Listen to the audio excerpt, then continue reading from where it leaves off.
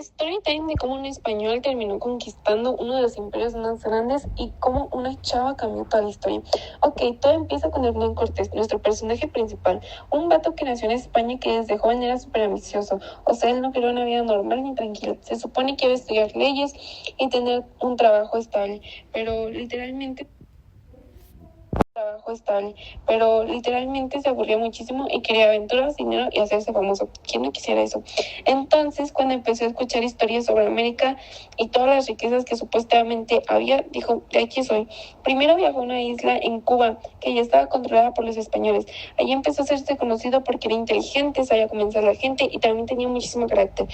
Pero Cortés nunca había estado satisfecho. Siempre quería más y más poder, o sea, una persona súper ambiciosa. Y aquí empezó todo. En 1519 organizó una expedición hacia lo que hoy es México. Lo más loco es que ni siquiera tenía permiso para hacerlo, pero aún así le valió y se fue. Imagínense llegar a un lugar donde todo es conocido para ti, con culturas, idiomas y ciudades enormes que jamás los españoles habían visto. Cuando Cortés y sus hombres llegaron, quedaron impactados, pero también tenían un problema gigante. No entendían nada, ni el idioma, ni las costumbres, nada. Y justo ahí es donde aparece la Malinche, la persona que cambiaba totalmente todo. Ella era una joven indígena que había vivido cosas súper difíciles desde pequeña. Después de conflictos entre pueblos, terminó siendo entregada como esclava, pero tenía algo súper importante. Hablaba varios idiomas indígenas y además aprendió a hablar español. O sea, literalmente ella podía comunicar dos mundos completamente distintos.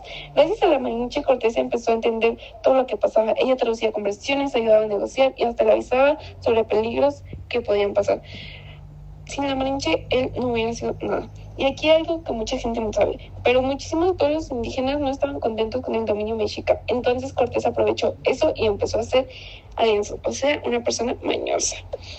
Mientras avanzaban hacia Tenochtitlan, cada vez más aliados y honestamente, imagínense españoles con armaduras, caballos, entrando a ciudades enormes y súper avanzadas. Cuando finalmente conocieron a Moctezuma, la tensión estaba durísima. Nadie confiaba en nadie. Hay historias que dicen que Moctezuma pensó que Cortés podía estar relacionado con antiguas profecías, aunque eso todavía